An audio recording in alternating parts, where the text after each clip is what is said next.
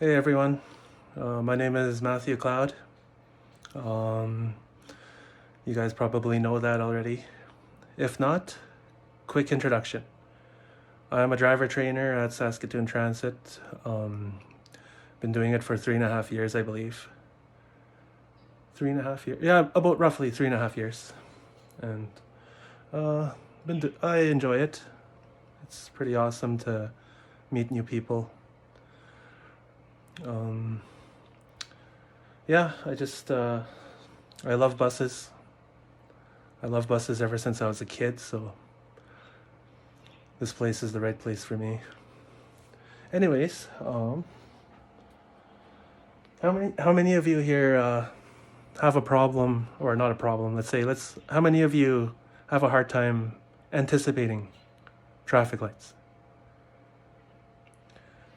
Traffic lights are pretty complex, and it's pretty relevant to say that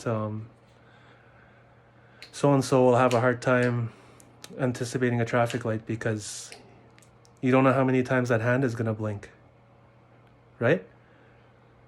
And the truth is, here we have the basic stop hand and walk light. This stop hand only will blink a certain amount of times based on the size of the intersection, if that makes sense. So yes, all traffic lights are different. So they are complex. But there is a way to understand them. And let's say I have that key. I like to call it, right here in my hand. This marker here. I'm about to show you guys how traffic lights work and how to better understand them, if you don't know this already. Here we can let's use 8th Street and Louise Avenue, for example. That's where the McDonald's is on 8th Street. 8th Street, 8th Street's a pretty wide roadway. It's got 6 lanes that run east and west.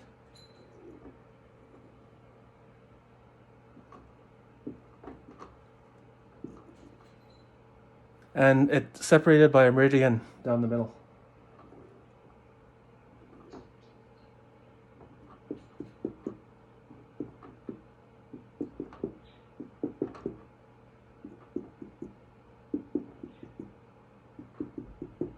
So it's a pretty big roadway.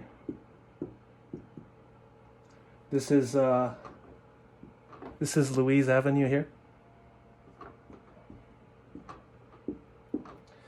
Okay, for example, let's say you're heading.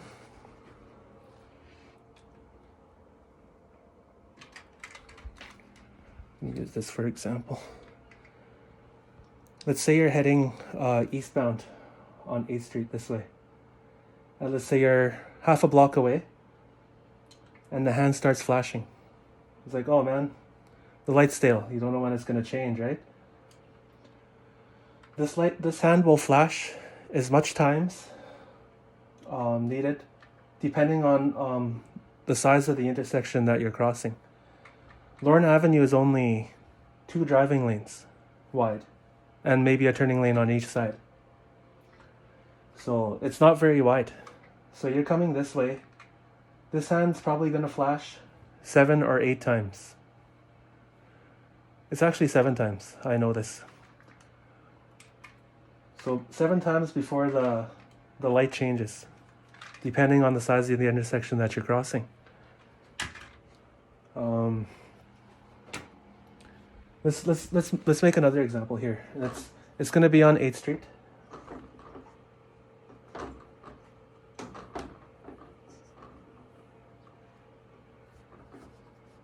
But this time, the intersection you're going to be crossing is going to be Broadway Avenue.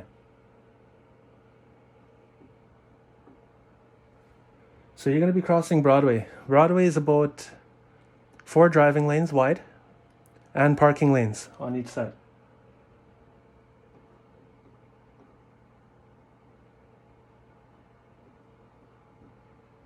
It's got a meridian that divides it from 12th Street to 8th Street down the middle. And then south of Broadway, no meridian, but still 4 lanes wide.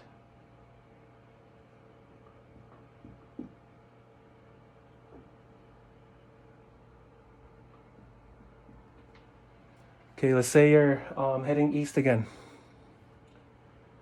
And the hand starts flashing. The light becomes stale. You look at the size of the intersection.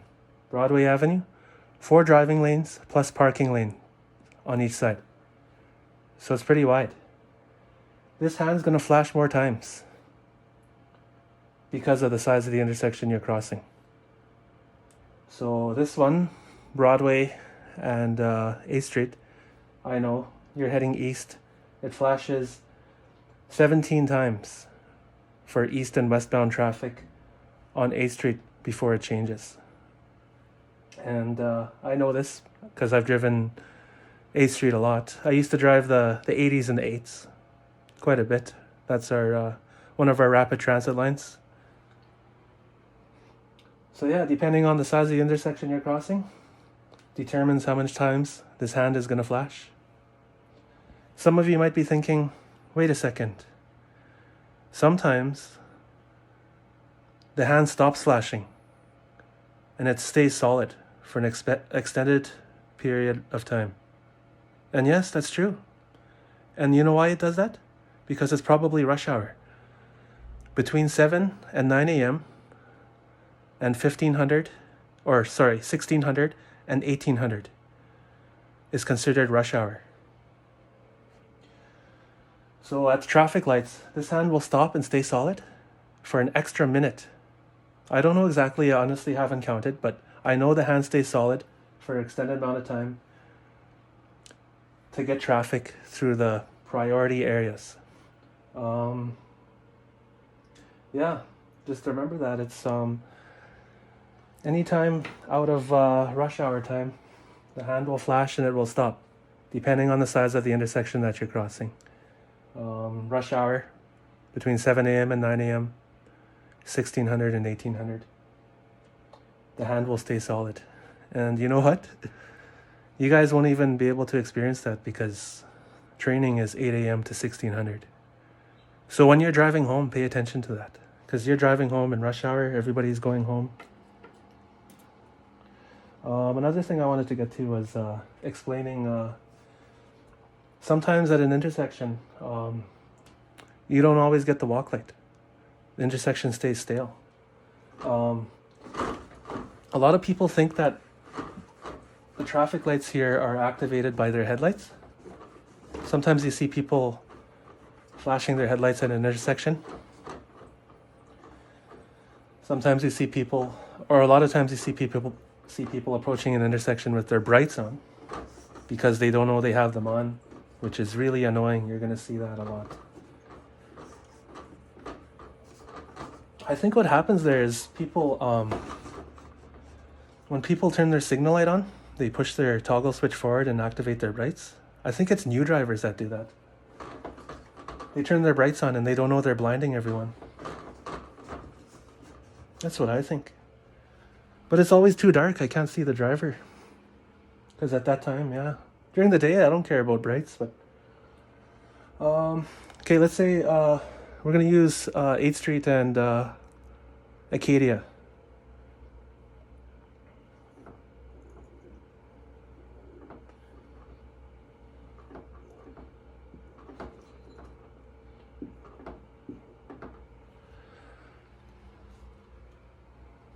Okay,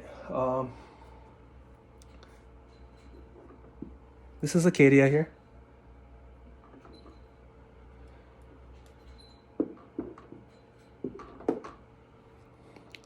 This is 8th Street here. Oh, okay, sorry, I don't know what the heck that was. I was trying to...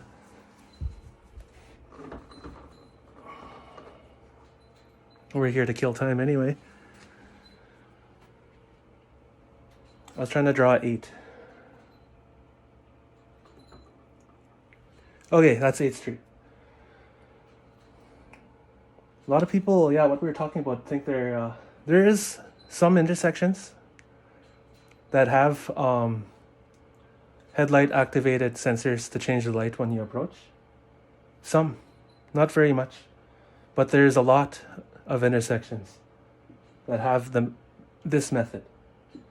This stop line here, at each stop line here, there's a weight sensor in the road that detects a vehicle's weight sitting on it.